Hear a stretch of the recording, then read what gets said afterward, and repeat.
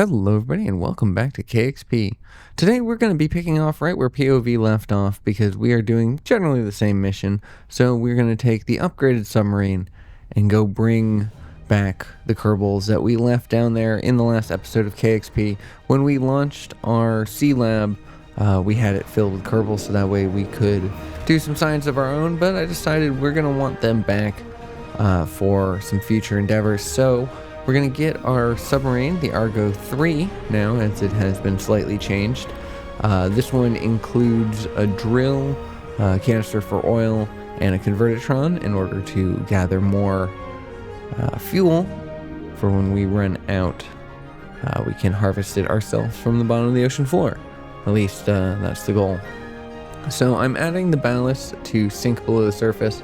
However, I'm very lopsided, and we will need to add some extra ballast to the front if we want to travel a little more straight. So we're going to start adding the ballast 1 ton at a time until we see our nose dip below the surface. There we go. We now have a lot more underwater control. However, it's very shallow here, so we're going to deploy our wheels to keep from breaking the bottom of our craft. But now we start to open up and point downhill. We get a lot more room. We can kind of lift off if we want. There we go. We can stow our wheels and become a real submarine. I'm so excited for this mission. I was really hoping to be able to see the sea lab with my own eyes in the last episode of POV, and unfortunately we had to abandon our mission early because we just didn't have the electrical capabilities, and hopefully the Argo 3 solves that. We get a nice peek of the continental shelf as we start to dip down even lower. We get a little bit of plant life that will be our closest friends for the time being.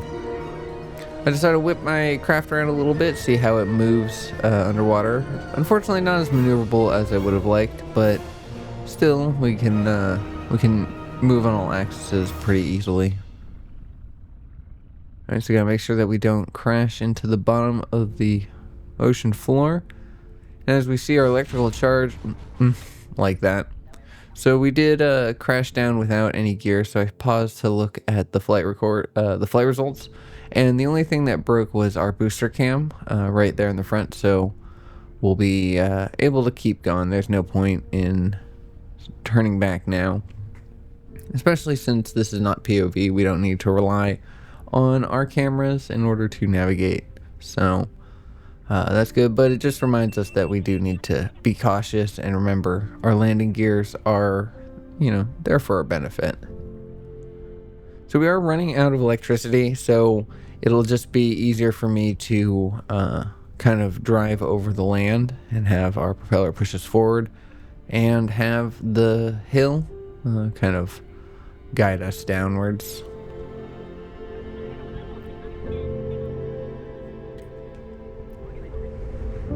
I may be taking a little bit of a backseat today as far as with the narration goes. There's a lot of moments that just kind of speak for themselves, and I don't think you necessarily need me to explain that, yes, I am indeed traveling through the water. But it was a very pretty journey. I was really happy with how Parallax populated the bottom of the ocean floor to make it feel very real. I would love for a fish mod or any kind of animal life would be absolutely cool down here. A lot of kelp. A little hard to see our craft. Do my best to kind of keep ourselves framed up and visually pleasing, but we're gonna just have to deal with that for a little bit. Now it opens up and we can get ourselves pointed more towards our goal. We're time warping a little bit, or physics warping. I feel a little more comfortable doing so. The terrain is rather flat, however, there is always the chance that we hit a dip or a bump, and that could be disastrous. So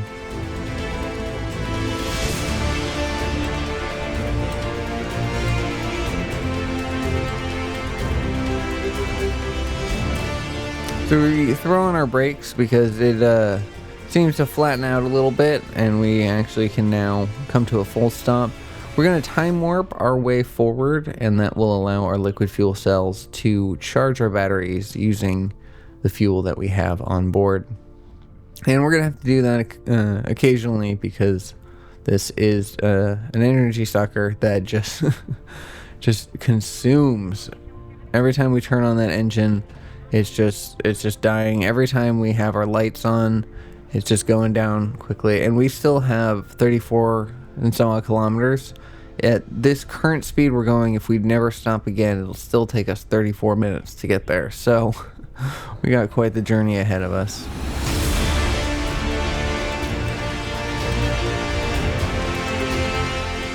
I am playing this footage back sped up a little bit, 2 times speed, because it was quite a long journey. It was about an hour-ish of an episode without the speeded up footage.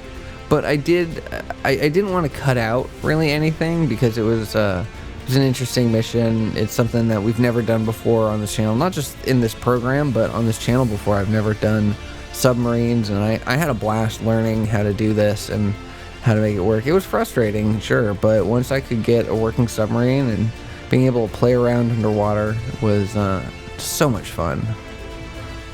I highly recommend checking this out. If you've ever done any kind of submersible in KXP, definitely recommend getting the Ballast and Nuclear Submarines mod, because that made it very easy. So you don't have to be, you don't have to be a nuclear submarine engineer to understand how to move around underwater. It does take a little bit of learning about ballasts and things like that, balancing your craft, but once you get the hang of it, it's pretty easy. So I had a lot of fun. And if this is your kind of thing, you have KXP, then check it out.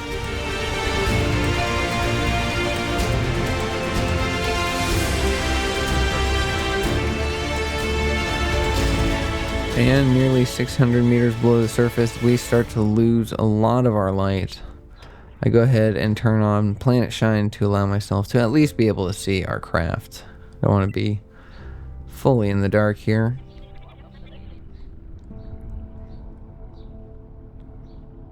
And we ascend deeper and deeper into the inky black depths until there's nothing around us. Yeah, underwater is pretty scary. I don't know if any of y'all have any thalassophobia, and if so, I apologize for this whole little series, but yeah, this deep underwater. And when we get the notification that our electricity is running out, it's just that much more terrifying.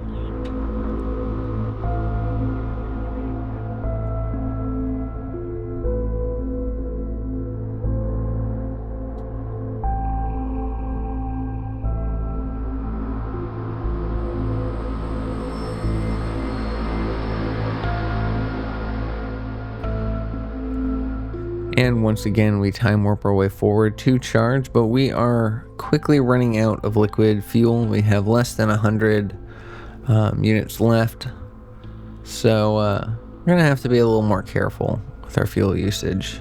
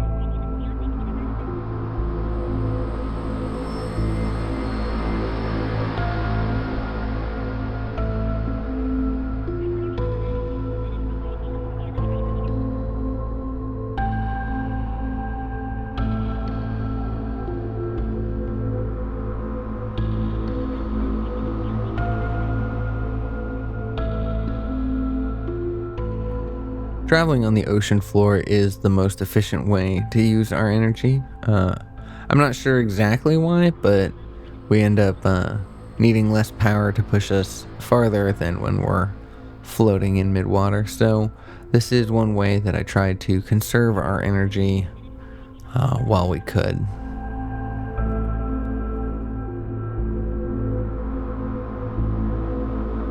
And we could keep going on the bottom, on the surface like that for much farther, but we always run the risk of damaging ourselves, and it's takes longer to get there. So it's when we can, it's best to travel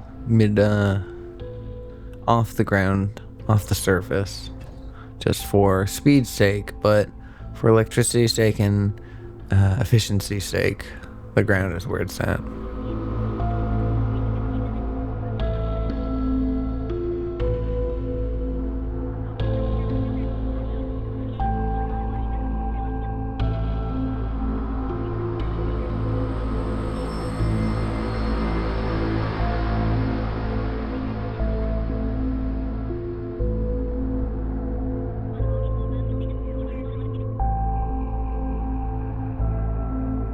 And with the warning that our electricity is once again running out, we are going to have to head for the ocean floor yet again. However, we only have 34 units of liquid fuel left. Not a lot to work with. So we are going to time warp, use the last of that fuel, and that is all we have. So on the next landing, we will have to test out our refueling options.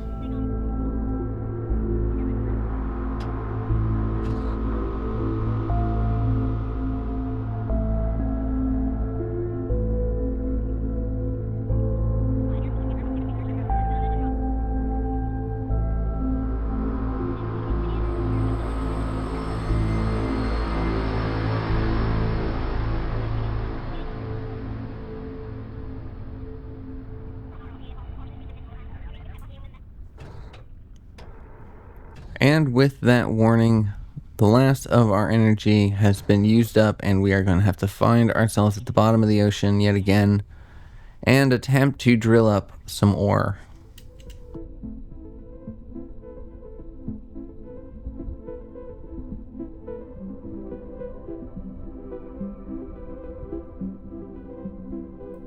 Unfortunately, I forgot that you actually do need electricity to run the drill. That we can't even suck up any ore because we don't have any power to do so. So I should have done it on the last time. The last time we recharged, that's when I should have used the electricity that we had to dig up some, and then I could have processed it and just had it. So that's more on my error than Glebure down there, but nonetheless, we can still power our craft using the solar panels that we have, and but all we need to do is return to the surface because they are weak and unusable down here. Really, I don't even think they get any electricity. So we will rise to the surface. It is quite dark, so I do believe that it might be nighttime, but if so, then we'll just wait till the morning, let ourselves gain some electricity, and then attempt yet again.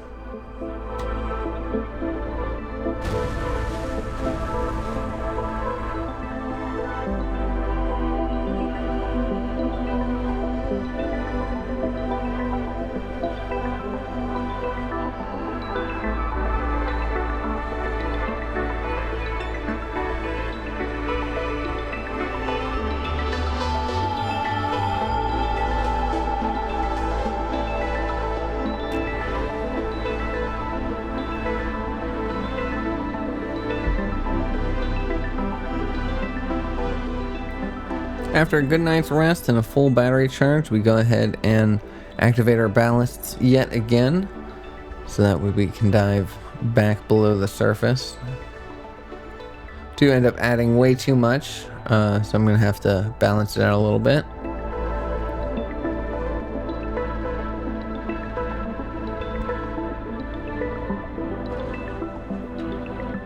landing gears out to make sure that we don't hit the bottom with thud. And if we do, they break instead of our craft. I keep getting this lighting effect like we are going through the atmosphere, or parts are scraping against each other. I'm not really sure why. I think it's just the way that the water works down here.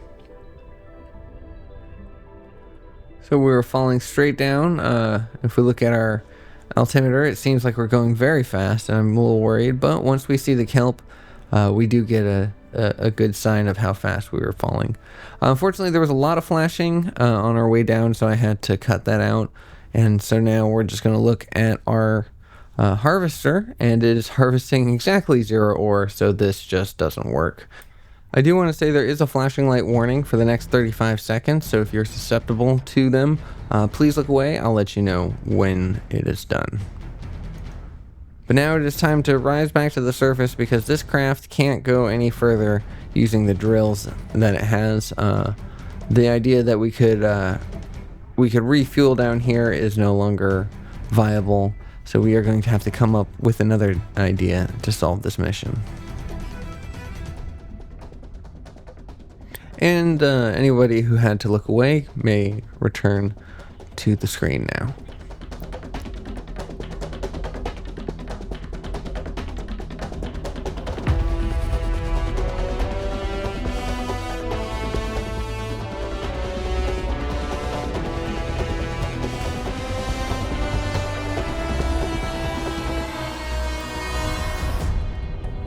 So, since traveling underwater is proving to be a little difficult, and we do get sufficient solar power on top of the water, we may as well just boat our way over there, save ourselves some of the hassle, and then just drop down when we get close. Unfortunately, our engine requires to be, it needs to be underwater in order to function.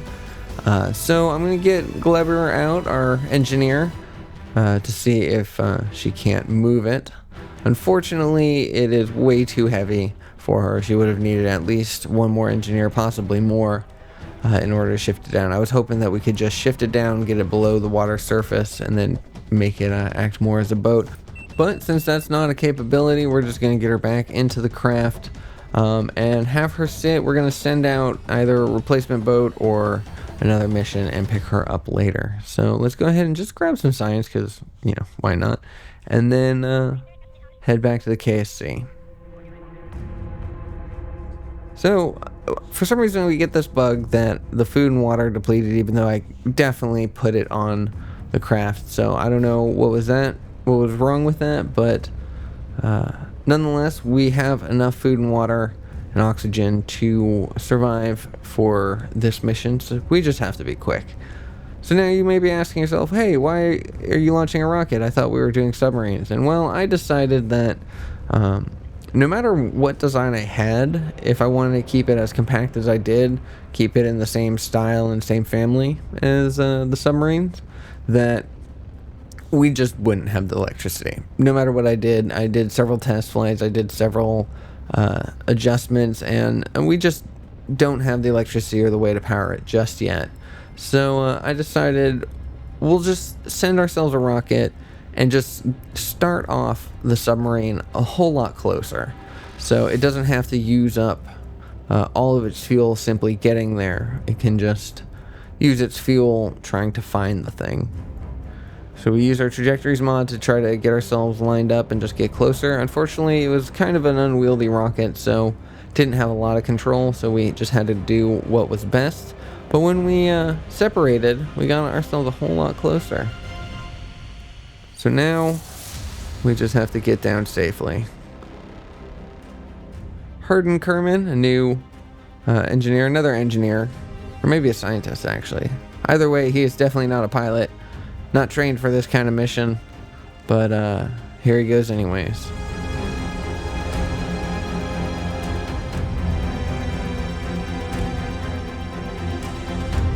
And we're spinning as we come down, and then suddenly we freeze up for a second, and I get very worried because that means we're either about to break, or in this case, we reached physics range with our craft. So we are within 2,000 meters, which is good to see. We landed quite close to our target.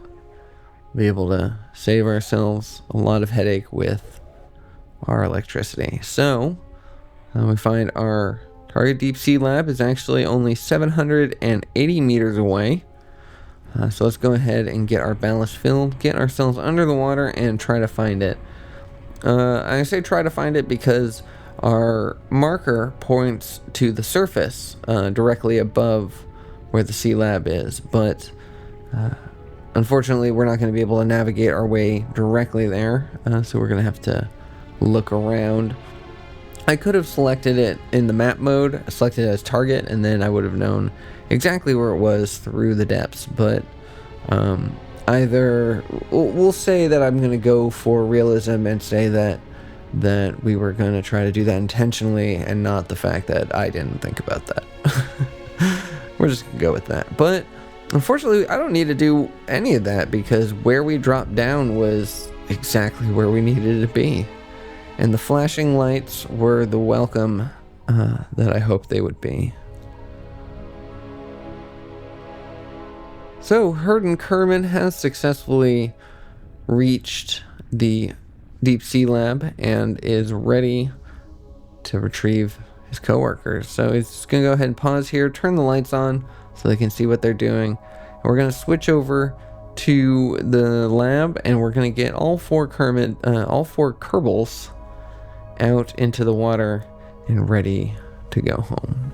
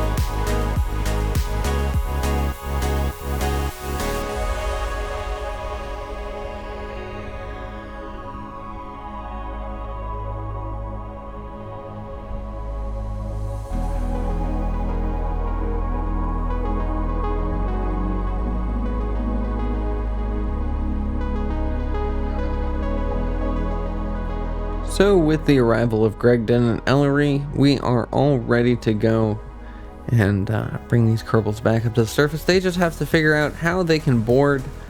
And so Bartson is the first one up, the pilot always in charge, trying to figure out how to jump with his buoyancy lost, and hits the wall, hits the platform of the craft, and sends himself rocketing upwards. So the other kerbals see his mistake and try to avoid it by jumping up away from the craft and then sinking down above it. Jo Brett does her best to kind of swim away so she can land quite evenly on the platform, grab onto the door and head in. She's the first kerbal aboard, so she chooses the seat with the least amount of responsibility. She just gets to look. We visit Bartson again and try to get him to sink, but unfortunately he just has way too much buoyancy. Ellery figures out that there's a neutral buoyancy button and uses that to much more easily get inside. And she too doesn't want to do too much, so she picks the seat with the second to least amount of responsibility. And we take another look at Bartson, who is again heading to the surface and looks very uncomfortable. Thankfully, kerbals are not susceptible to the bends, and this kerbal is not currently experiencing that. So we're just going to follow him up, partly because we want to make sure that he is safe, but also because we can't switch to anybody else because he's moving so quickly. If you look at the altimeter up at the top, you'll see just how fast he is moving upwards. But before we know it, he goes ahead and breaks the surface safely and alive, albeit a little uncomfortable. But so he knows that he'll be able to be picked up once the rest of them surface, and so we go and get our last kerbal out. Unfortunately, I have this kind of bug where I can't adjust the camera at all. I can't lift it, so I just have to deal with it, and I jump, but unfortunately jump with a little too much vigor, and Gregton is going to go visit Bartson, and the rest of them realize, well, there's no point in waiting for them, so go ahead and turn the brakes off, push ourselves forward a little bit so we don't hit them on our way up, and we hit our emergency abort button, which empties all of our ballast, bringing us up to the surface very quickly. So with this mission in hand, we are ready to bring these kerbals back to the KSC and focus back on our own goals. This was a lot of fun helping out the POV with their practice test for their Eve mission, but we have our own mission that we want to work on, and we're going to be doing that. We're going to be starting that in the next episode. I'll let you know where we're going to be going there. I'm pretty excited for where the series goes next. But anyways, that is where I'm going to leave today's episode. Thank you so much for watching. I hope you enjoyed it. I hope you're looking forward for more KXP. If you did think about subscribing, drop me a like, let me know your thoughts, and I will see you all in the next one. Take care.